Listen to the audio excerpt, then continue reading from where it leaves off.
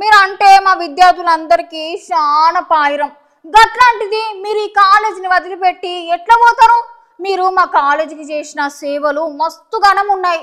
గట్లాంటి మంచి మనసున్న principal sir బదిలీ అయిపోతుంటే విద్యార్థులందరూ ఏం చేసినరో పారు మీరు కూడా చూడండి.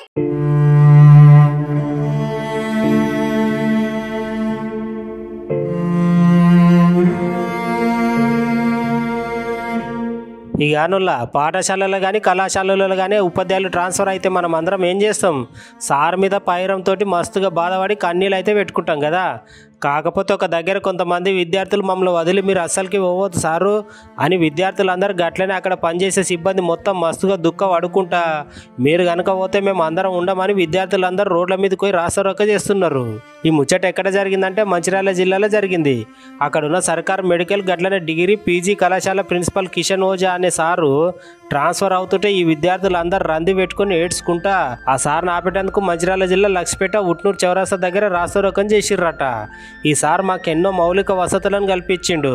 గట్లాంటిది ఈ సార్ మమ్మల్ని విడిచి అసలుకే పోవద్దు, మా సార్ని ఎట్లయినా మేము మళ్ళీ మా కళాశాలని ఉంచుకుంటామని మేము గిట్లా రాస్తారోకే చేస్తున్నామని అక్కడ చదువుతున్న విద్యార్థులు అందరూ అంటున్నారు. మోడల్ డిగ్రీ కాలేజ్ లక్షట్పేట నుండి మాట్లాడుతున్నాను. నా పేరు వైష్ణవి. నేను ఒక ఐటెప్ స్టూడెంట్ని. ఐటెప్ ఇంటిగ్రేటెడ్ బిఎడ్ అనేది మాకు లాస్ట్ ఇయరే రావడం జరిగింది. మన దేశవ్యాప్తంగా మొత్తం 43 కాలేజీలు సెలెక్ట్ అయినాయి.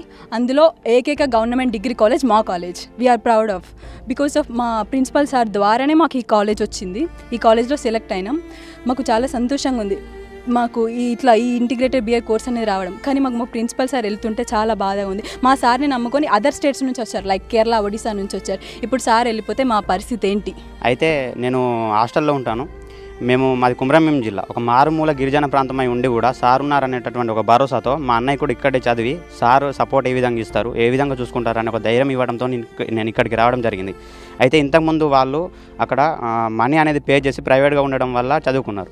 కాకపోతే అలా అందరూ చదువుకోవడానికి వీలుండదని సారు తను ఎంతో కష్టపడి మాలాంటి పేద విద్యార్థులు కూడా చదువుకోవాలనే ఆలోచనతో గవర్నమెంట్ చేసి మా కోసం ఆ హాస్టల్ను కూడా ప్రభుత్వమయం చేసి మా కోసం ఉచితంగా మేము చదువుకునే విధంగా దోహదపడేందుకు ఉపయోగపడేది.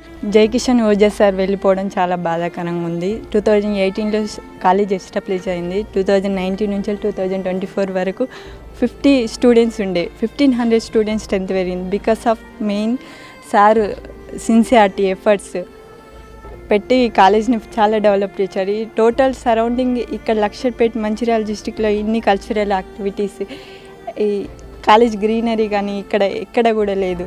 ఇంత బాగా డెవలప్ చేసిందంటే మెయిన్ సార్ సిన్సియర్ ఎఫెక్ట్.